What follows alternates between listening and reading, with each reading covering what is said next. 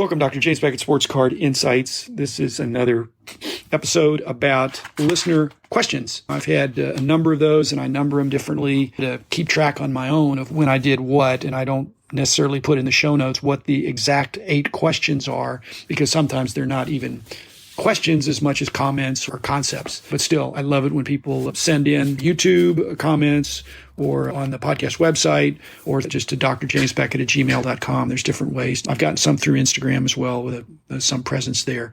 But again, not so many that I can't handle them. And sometimes there's duplications, and some are worthy of reading off on air and some not as much. So I'm happy to do that. I'll give attribution where I can. But first, thanks sponsors: Beckett Media, Beckett Grading, Beckett Authentication, Comcy.com, Burbank Sports Cards, Mike's Stadium Sports Cards, Heritage Auctions, Huggins & Scott Auctions, and Panini Upper Deck and Tops.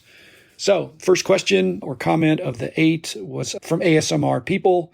Enjoyed the Roger Neufeld episode that was about the 1952 Topps Mantle. Now, I've known Roger for many decades, and he's a great guy and has got some great stories, and we go way back. But this is a story I'd heard, but it's like I say on the podcast, sometimes you just get asked a certain way, and it just comes out in a way that's interesting. So Roger loves telling the story. He's a little bit older than me, so he firsthand remembers 52 Topps. I remember getting 52 Topps after the fact. It certainly wasn't in 52, or as he says, in 53 as well. But anyway, ASMR People was talking about when Roger talked about the uncut sheet. And he wanted to comment. He was hoping that there was some kind of aggregation of the uncut sheet, or at least the uncut sheet images. And I think there are some out there. There used to be. They were more photos back in the day, that sometimes in big shows and hospitality rooms, there'd be some mention of who had them. And sometimes they'd have some, not Polaroids, but have snapshots of something. But you really need a digital presentation where you can blow it up and examine it. And I spent a lot of time on those back in the day. So thanks for your question. There wasn't one site, but that was the determination of some of the double prints. It's really helpful, not just empirically to see what comes out in the distribution, but also to see the uncut sheets. So great question. Another one from ASMR People. While I'm there, he just said, and I resonated with this one too. He said he loved this was in the previous 8 listener question 3.0, said, talking about the 51 Topps Magic set, that there was a comment about that because it was on my, he said he loved that set, but he sold it in order to get something else. And I thought, gosh, I've done that too. And I wish I had all that stuff that I traded off. And yet I got stuff from it that I preferred to have, or I got money that turned into something else. So he was talking about how in fact, he had some really interesting things that he had. And he mentioned when he was selling these things, he said, I had a customer back then who would buy these graded sets from him at a premium over the breakup value.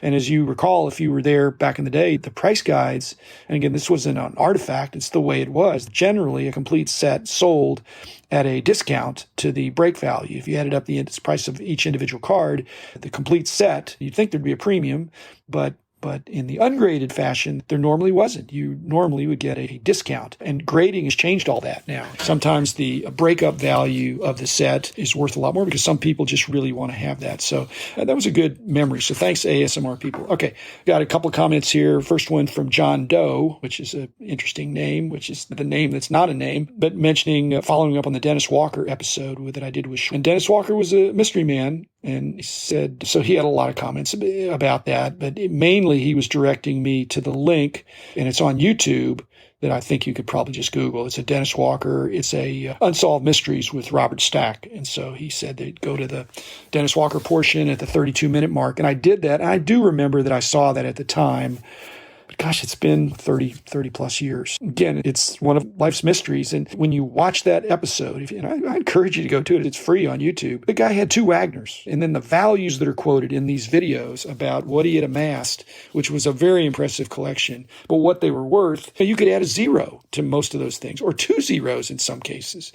Some of the outrageously low prices, and I can assure you, because I was there, those were not perceived as low prices at the time. It wasn't like, wow, I'd buy it for that. It was like, wow, they're paying that much for that? Thanks, John Doe. And then his follow-up question was same thing, that he was bringing that in the broadcast, or after the broadcast or in response to the broadcast, the Babe Ruth World Series ring and the Babe Ruth Yankees uniform did turn up. And again, that's interesting in the mystery aspect. It just shows in our industry, in our hobby, the idea of fencing something. If you stole something or got something mysteriously, a lot of these items are so unusual, and collectors and dealers are so passionate, will know the pedigree. And so again, sometimes you can sell something through a third party, but then the third party might disclose, I got it from this person. There's mysterious provenance of anything that was a Dennis Walker. Number 5 from my friend Victor Roman, the rookie card specialist, and was commenting about the whole idea of junk slabs. He agrees, as I do, hypothetically, that any slab should be at least as valuable as the least cost to grade something. But it doesn't, if a card is worth $10 and you grade it for $20, that doesn't make it a $30 card. Again, if it comes out with a bad grade, it might be less than a $10 card. In fact, it might be a $5 card if it comes out as a 7. And so it's almost better that it wouldn't be slabbed than it would be if it gets a poor grade and it's a common card, because people just don't want it. But what Victor says, and I encourage other people to do that, is that, and again, I was out at Burbank last week. They aren't junk slab boxes, but they're $20 and under boxes of slab cards. Reputable grading companies, and any card in the box was 20, and there were a bunch of boxes, 6 or 8 double shoes, fresh inventory, good players. You're looking through there and you're thinking, wow, every one of these cards is $20 or less, and it costs more than $20 to grade something. And there were 9s and 10s, but it still seems unfair that if you grade something, it could be worth less than the cost of currently grading something. But that's the way it is. Number 6 from ML about junk slabs. And ML said that sometimes when he buys a card off eBay, the sellers put some extra base cards around the card for extra protection. And sometimes that extra protection, it used to be they'd do like top loaders, maybe put some extra semi-rigids or something. But this time he said, my buffer cards were PSA 9 cards. He said, that's my definition of a junk slab. If it's used as backing, in this case, he says for a $10 card. I've seen slabs in the $10 box. I've seen slabs, decent slabs, again, a decent player, a lesser grade in the $5 box for sure, and then even dollar box, which is just seems crazy. But if it's a dollar slab, to me, that would be junk slab. Okay, 7th question, and this is from Beansball Card Blog, my friend Ken. He said that he used to work for Lids when they were in California.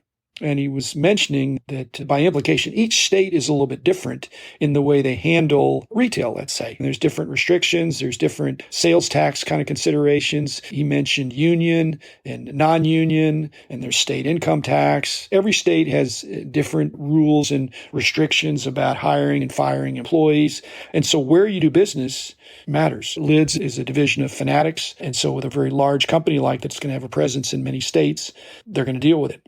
It doesn't make California bad or good. It's just that's California. Texas, same thing. Texas has pros and cons as well. And last question or comment is from Ryan. I'm not going to disclose his last name, but you would recognize it. But Ryan was asking me about ComC pricing, specifically how I price and how I adjust my prices sometimes. And he said, we have a brand and you have a brand. I said, yeah, but my brand on ComC is semi-anonymous. I think some people have figured it out, but I'm not intending it. I just want to sell some cards. And the point of that is, even though almost always I'm trying to be the lowest on the site, okay, if I get a card, I'm going to put it on there. If I feel I can sell something at a reasonable price and hopefully not lose money, that I want to be the lowest price on the site. So I'm already the lowest price on the site.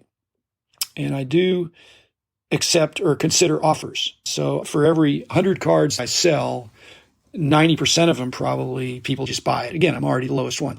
But of the other 10%, about 90% of those, and 9 out of 10 of the others are going to make an offer. Again, I'm already the lowest on the site, but they're going to make an offer for less. And in almost every case, in 9 out of 10 cases, so that's 90% I'm going to accept. They're just going to buy it at the full price. That's the lowest. 9% or 90% of the others, they're going to make an offer. And I'm disclosing this. I rarely counter. I either accept or reject. And again, this was Ryan's question. He doesn't have a problem with me accepting. I said, well, I have a problem. If I accept every offer, then that's like having an auto accept. And that'll get around that I always accept. And then no one will ever pay full price. And again, like I said, I'm almost always the lowest one already. So people can figure that out, and people talk. Okay, so here's the problem. So out of 100 cards that I sell, 90% of them they buy at lowest price. Another 9%, I accept their offer. But the 1%, when I don't accept their offer, almost always when I don't accept their offer, I adjust my price upward. And I do it for 3 reasons. Number one, the basic reason is I would buy it for that. I think, wow, that's because either I priced it a really long time ago, or I made a mistake when I priced it, or I priced it very recently. I priced it yesterday and somebody's already making me an offer on something. Wait a minute, they're making me an offer on a card that I have for $2.50, but I just did it yesterday and I missed the decimal point. It's supposed to be $25. Okay, so you would think that, and he's noticed this, and his comment was, you've got 99 people out of 100. Of your 100 sales, 99 people are happy because they bought it for the price or less than what you had. But one person is really unhappy because not only did they not buy it, they then lost the chance. They had their chance to buy it at my price, but when they made an offer, I considered the offer and considered that I really wanted to adjust my price. So they could have bought it, but they didn't. And they're not mad at themselves. They're mad at me. And I'm really not going to blame them. I think that's human nature.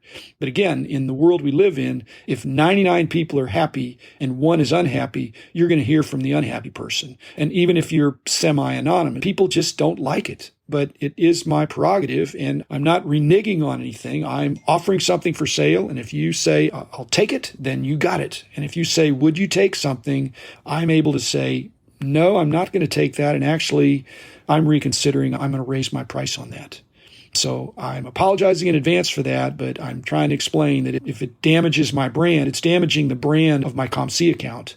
Again, what you could do, always just buy it outright, and then it'll never come up. But there's always somebody when something's a really good deal and it's too good a deal, and they're still going to want a discount. Don't do it. Don't do it. So it's fair warning for those of you who listen to this. And I told Ryan, I said, when I first got started, I priced things too low. I gave too big of a discount. I accepted all these offers. And then I saw people flipping me and buying things from me and then joking about it. And I thought, I'd rather go the other way. If I'm not comfortable selling something for a certain price, I'm going to raise the price. So at any rate, that's it. And I'm still having fun. I look forward to seeing you all at the National. And if you got other questions, you can hit me at the National. You can hit me through email or any other way you want. Don't hit me, but send me something. And I love to respond. And again, thanks, everybody. See you soon. Thanks for the questions. And I'll be back again tomorrow with another episode.